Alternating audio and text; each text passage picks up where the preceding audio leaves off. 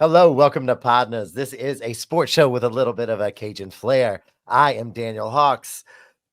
That is Jared Roser. Can never get it right.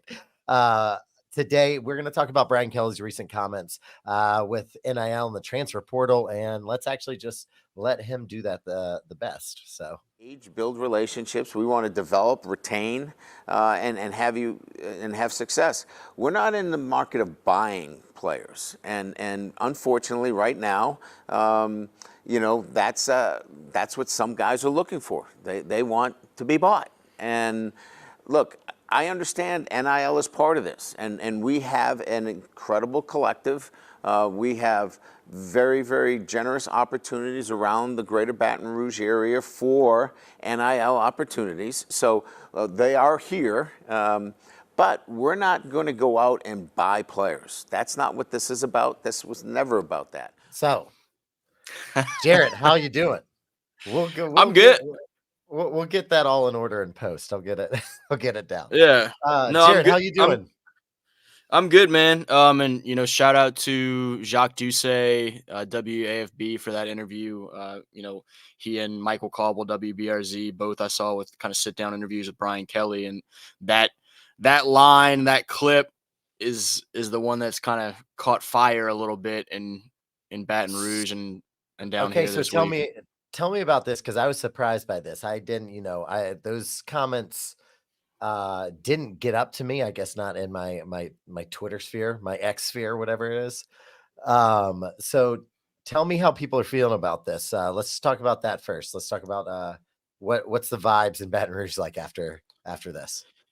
Yeah, I think some of this is interesting to me too. We talked about this, I think, in a previous episode of I've lived in such a bubble with a lot of this, particularly football recruiting stuff, that it's interesting to me to hear your side and like what is getting out around the country, what the perspective is as well. But there was definitely some kind of mixed reaction at best to to that little snippet, which in and of itself is kind of a social media piece of a much bigger conversation. But Yeah, it all and we just upped it that much more I know. with just cutting it down that much more. But it all comes in the context of LSU right now missing out on some defensive tackles in the transfer portal, and so some folks are on a little bit on edge with a position of need, seeing guys head elsewhere, not come to Baton Rouge, and to feel like you're getting kind of outbid on some guys when NIL has become a huge piece of the game at this point in recruiting in general and college athletics. And I think particularly when you look at the transfer portal, but go ahead. Can you tell me a little bit more about like the transfer portal? Because we were talking in pre-show about this. You make it It's sound very different. official. I know, right? Hey, you gotta be the change you want to see in the world, okay? Yeah, so and then immediately followed by saying, yo, tell me about this. The transfer portal. I just assume that someone's like, I want to go somewhere else, but there's a lot more going into it. Yeah, I mean, look, finances are a part of recruiting, and whether people want to fully admit kind of the scale of it, even before the inception of NIL and the transfer portal and all those things, there's been a money component to a fair amount of recruiting processes for a long time, and I think still there's some recruitments that is a huge priority piece, and now it's a little bit more in the open because of NIL. There's some recruitments where it's a piece of that conversation, but not necessarily the top priority. And there's some recruitments where it doesn't necessarily factor in all that much. And the transfer portal recruiting process becomes kind of like a flash fry recruitment compared to the high school recruiting process, where there are these relationships built over years and you're recruiting guys from their freshman and sophomore years, or it's extended at least over the span of a few months, if not a few years. the transfer portal, a guy enters the portal and a lot is happening extremely quickly. They might not even get a chance to go visit all these schools that are extending offers, because there's a little bit more of a, this is what I've shown at the college level sort of resume there. And they, as student athletes, have more in their mind of what they're looking for. They don't need to go through the recruiting process in most cases to quite that full extent. Again, they're looking for who's going to set them up for potentially national championship, potentially league, and the money piece is a part of that as well. And so I think the NIL stuff does become that much more outsized a piece of a conversation in more of those transfer portal recruiting processes, because it happens so quickly. But again, each recruitment is different. How each program approaches things is different. And you can't necessarily blanket statement it, but I, interesting comments from Kelly for sure on kind of, we're not in the habit of buying players. We're not in the business of buying players. Yeah. And so do you think have people down there, have people in Baton Rouge been like more like, screw that, like throw money at the best talent? Or has it been like, no, I like that he's saying that we're doing this and it maybe is trying to strengthen the overall program as opposed to just like being University of Kentucky and John Calipari one and dones, basically type stuff. Strays for Cal here on the Yeah. football podcast.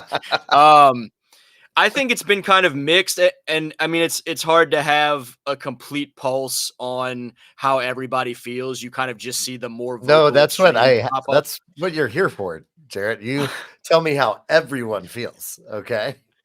And so I've certainly seen some kind of snippy reactions that, this is a negative, and with where college athletics are at this point, that you need to be more open to, proactive with the financial side than what folks take away from what Kelly was saying are, the takeaways have been. And I think I've seen some folks that have felt good about, you know, where the priorities lie. And I think the biggest thing to me is whatever backlash there's been or reactions to what Kelly was saying is probably has a level of nuance to it that gets lost in some of the social media translation and people Yeah, responding to yeah. just a singular quote. Because from talking to different assistants with that program over, I mean, the last several months or year, they're very on board with opportunities for their student athletes to make money, and they understand that is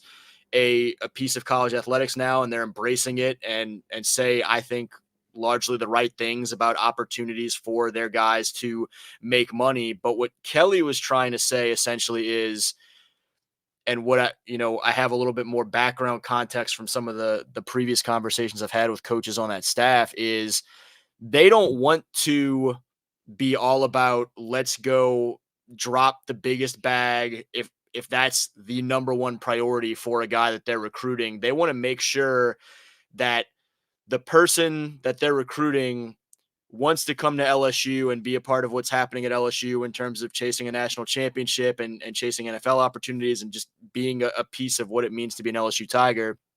And if there's a fit in those other regards, then okay, let's figure out what the financial piece might be. There are going to be NIL opportunities here in Baton Rouge for you. But for families or young men that arrive and just say, all right, here's my number, this is what so-and-so is offering, can you beat that? This is a bidding war. That's not really where LSU wants to get into it. And I think it's important to understand as well the context of, we're just a few years removed from Coach Owen company really trying to expand to a national recruiting process and having a recruiting class just a few years ago where I think 2/3 or 3/4 of the class were out-of-state guys, which was rare for an LSU class. And a lot of fans were frustrated that there didn't seem to be enough passion or buy-in, and there was a quickness to transfer out from guys that hadn't grown up watching LSU. And so I think to have a level of frustration with that approach, but then have any frustration with this approach that Kelly and company are taking is kind of, damned if you do, damned if you don't, kind of Yeah. conflicting sort of thing, because right now LSU really wants to lean in on the bulk of these classes, as had been traditionally the case, lean on the fact that Louisiana is such a talent rich place, and then Yeah. fill some important spots elsewhere. And that talent base allows them to be a little bit more conservative with some of the NIL conversations as well, because there's some guys that are built in as Louisiana natives, have that passion and want to play for LSU first and foremost, and then figure out the money piece after. Yeah. Well, it's such a nuanced conversation, You like right? that word, huh? I did. Looking I at you. did. I was very proud of myself for even thinking it. So where do we go next? We missed out on some D tackles. We missed out on some D line stuff. Um, where does like LSU turn to next? Is there an opportunity to maybe get someone else still? Like that's what I'm saying. I don't even know like portal timeline stuff. Do Yeah, we have enough to get yeah. anyone else in before the season? Is it like free agency? Are people just sitting out there on the waiver wire? I don't understand.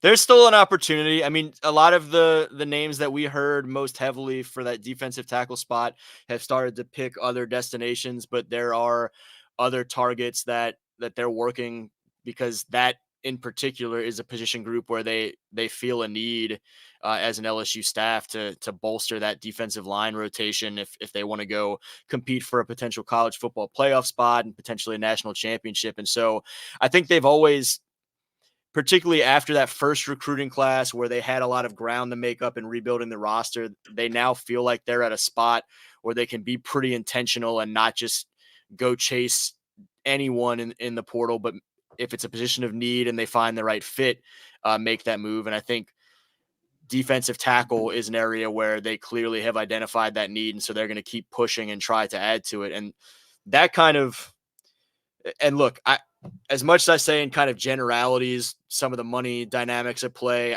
I don't know the specifics of like a Dominic Williams recruitment and what was going on behind the scenes there, or CJ West or Simeon Barrow and so forth. And so I'm not saying definitively LSU lost a bidding war with Oklahoma for Williams or anything No, we're like trying that. to do 2 pods in a row dropping dropping breaking news, bro, okay? You lock that take in. But kind of regardless of the specifics of any of those individuals and what they were looking for and where they ended up, I think the counterpoint to this overall philosophy of we don't want to prioritize the NIL, the financial piece, and some of the recruiting conversations is, if you, and this is where I can understand some levels of frustration seeing guys go elsewhere, is if you think that you're close to potential national title contention this fall, or the bubble of can we go make the playoffs and make a run at this, and that's a position that you've identified, this is a make or break position, we need to add a guy or two, then you need to find a way to add that guy or two. And so we'll see how some things develop with some of these additional defensive line targets. I think it's very clear LSU sees that as a place where they need to add a guy or two. And so where the frustration lies with some fans, I think somewhat time will tell with whether they find a guy, regardless of what those recruiting conversations may look like behind the scenes, where they find a guy that can fit that need and reach the potential of this team in the fall of 2024. Hey, well, we'll be here to go over it all. That's the beautiful thing about it. Guys, With the thank you. nuance, with With all the nuance you can ask for. Yeah. it's such a fun word. Word of the day. Guys, we have an Instagram now, so that's a lot of fun. I'm gonna put it up right here, and I did the right thing. It's Podnas underscore LA, PODNAS underscore LA. Follow us, check us out. We're gonna upload not only the episodes on there, we're gonna have as you could probably tell, there are a lot of bloopers from a lot of mess ups. And I think the world needs to see how many times in a row I point that way instead of this way. Almost all of them. Yeah, I think we're on our 8th episode now, and so 8. I've had 8 in a row of not getting it. But check us out on there, and follow us for more stuff. You can follow at Jarrett Roser, at Hawks Can Fly, And yeah, just, PODnas out.